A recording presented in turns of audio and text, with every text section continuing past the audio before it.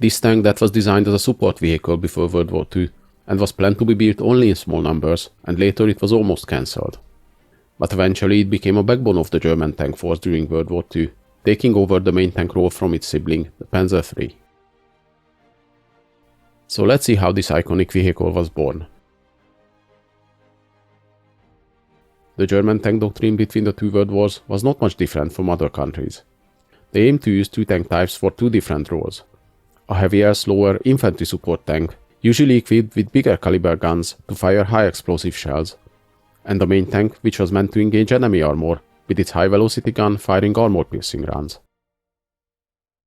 The development of these armored vehicles was kept secret, as Germany under the Versailles Treaty was not allowed to build tanks.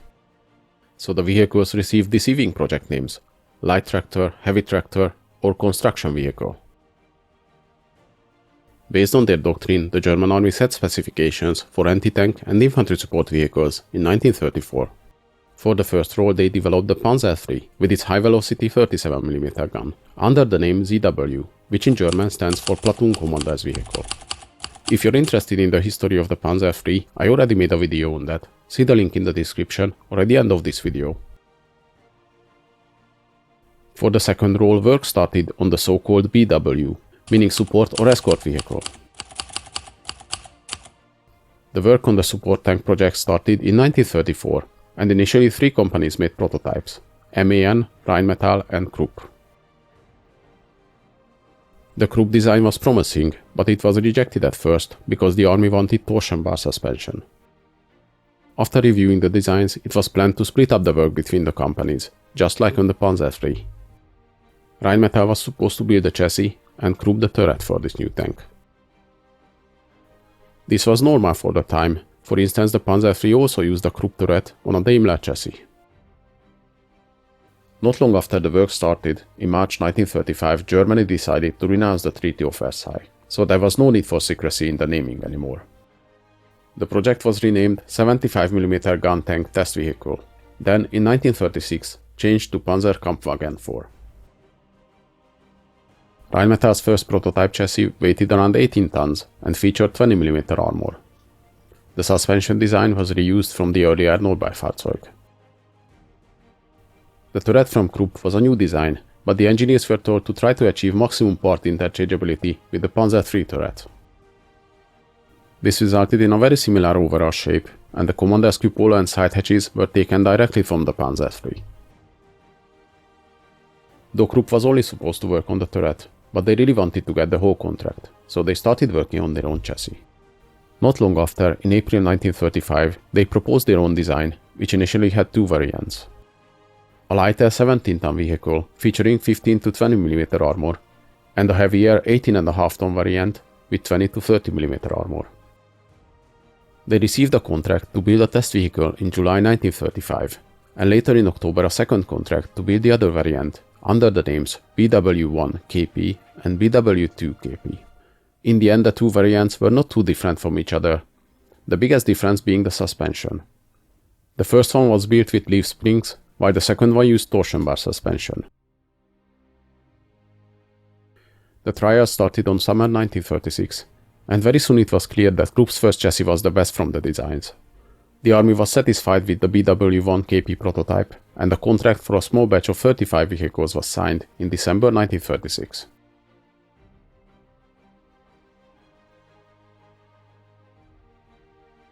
The first production variant, the Panzer IV A, though it looks very similar to the original prototype, it was very different, as the hull and the turret were both changed.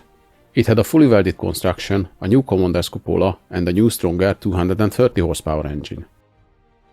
This variant featured 14.5mm armor on the hull front and sides, and 8 to 10mm on the top. The turret had 20mm armor on the front, and 14.5mm on the sides and the rear. The main gun was the 75mm KWK L24 cannon. During the Spanish Civil War, it turned out the armor on the new tanks can only protect against small arms and shell fragments, but any anti-tank rifle or high-caliber gun can punch through it easily. This led to the development of the Panzer IV B variant, which started to roll out of the assembly line in early 1938. The frontal armor on the hull was increased to 20 and 30 mm, and because the hull machine gun featured on the A model was removed, the frontal armor was now a single flat piece. The hull machine gun was replaced with a simple pistol port, and the radio operator was issued a machine gun. The side armor on the hull stayed 14.5 mm thick. Similarly to the hull, the turret's frontal armor was also increased to 30 mm thickness, but the sides and rear was unchanged and stayed 14.5 mm. To compensate for the weight increase, these models featured a new 265 horsepower engine. The following C variant had only minor changes compared to the B version. The biggest change was the commander's cupola, which was the same as featured on the Panzer III E models. The production of this variant almost never happened, as after the B variant a plan was started to standardize the medium tanks, and instead of producing both the Panzer III and IV models, just use the Panzer IV turret on the Panzer III chassis. Erich Wolfert, the chief engineer at Krupp, raised a protest against this plan, stating that the medium tank production quotas would not be met if the Panzer IV production were to be stopped. And he was right, the Panzer III production was very slow to ramp up, so finally a decision was made to keep producing the Panzer IV as well. So the C variant started to roll out in October 1938. The next D variant, produced from October 1939, featured experiences from the finished campaigns. The frontal armor was modified again, as it was found the pistol port for the radio operator was close to unusable. So in the new variant the hull machine gun was brought back again, together with the step in the frontal armor plate. The armor layout on the D variant was much more complicated than on its predecessor. On the front of the hull, it featured the same armor thickness as the C variant, with 20-30 mm on the lower hull and 30 mm thick armor on the front plate, though it was a different shape. The armor thickness on the side of the hull was increased to 20 mm, but it had an additional 20 mm armor plate protecting the center of the tank, as it was found many of these tanks experienced catastrophic ammo explosions when a shell penetrated the tank's vulnerable side armor. The turret featured the same 30 mm armor on the front, but the side and rear was increased to 20 mm thickness.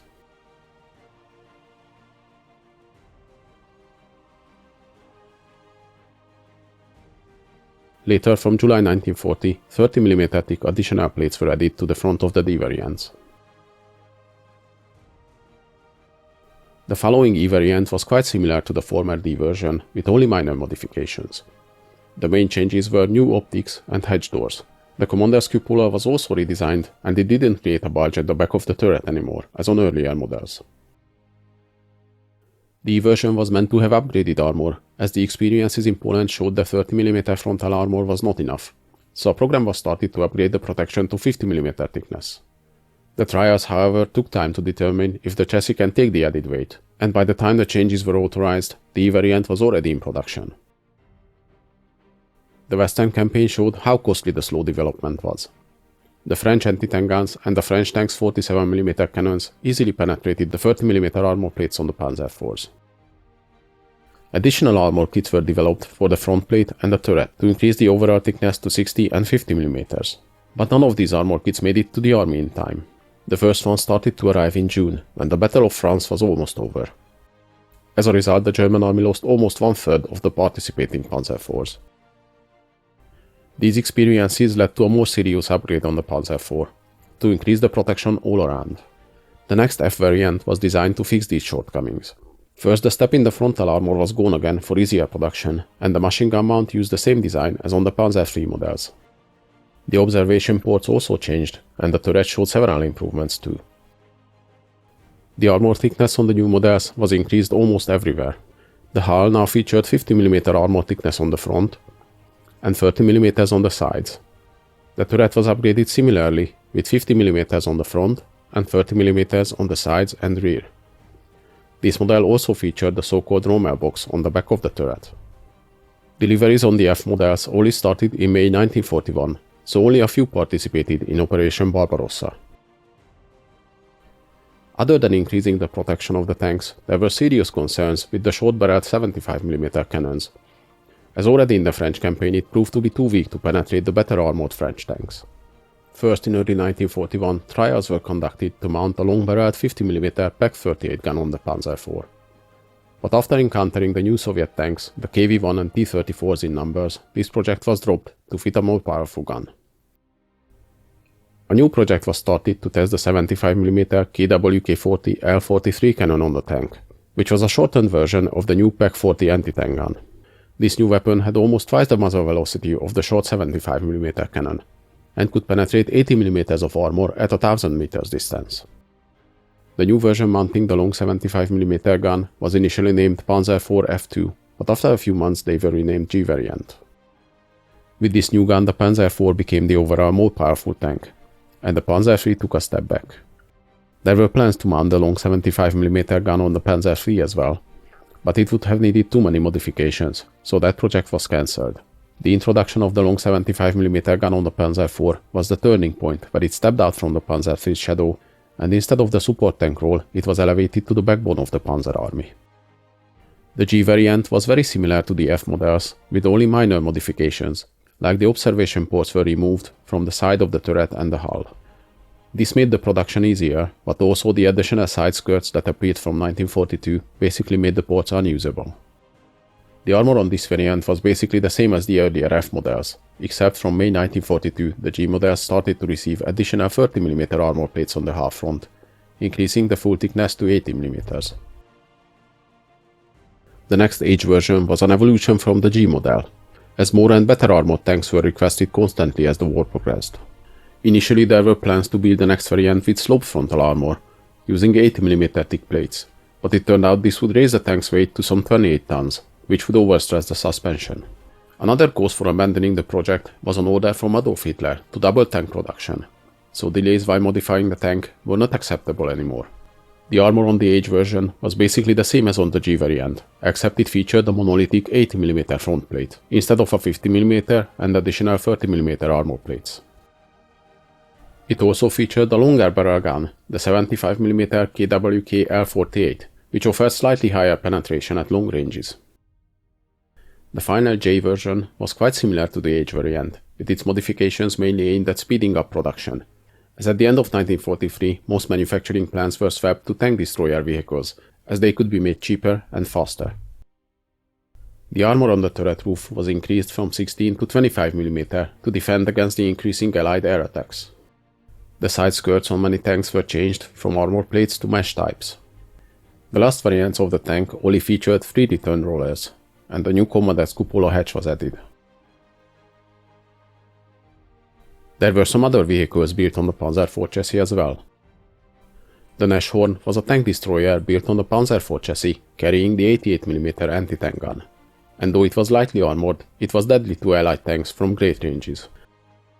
The Stuck 4 was similar to the well-known Stuck 3 tank destroyer, but built on the Panzer IV chassis, and featured the 75mm gun. An interesting variant was the Sturmpanzer IV, or Brummbär, which was a heavily armored infantry support vehicle designed to attack fortifications. It featured 100mm thick armor and a giant 150mm mortar, firing huge 38kg shells. There were several self-propelled anti-aircraft vehicles based on the Panzer IV chassis as well. The Flak Panzer IV, armed with the 37mm gun. The Wirbelwind with 4 20mm cannons. The Ostwind featuring 37mm gun again. And the Kugelblitz, which had a closed turret and dual 30mm cannons.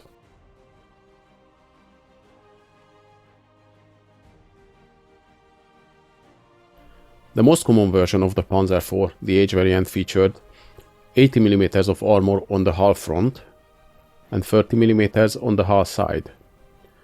The turret front was 50mm thick, the turret side and rear was 30mm. The commander's cupola was 80mm thick all around. Despite the constant upgrades and added armor and its weight increasing to about 25 tons, the tank stayed fairly mobile thanks to its Maybach HL-120 engine, producing 285 horsepower.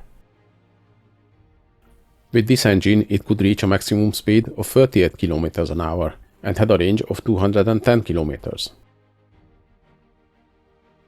The main armament was the 75mm KWK-40 L48 gun, and the secondary armament consisted of 2 7.92mm machine guns.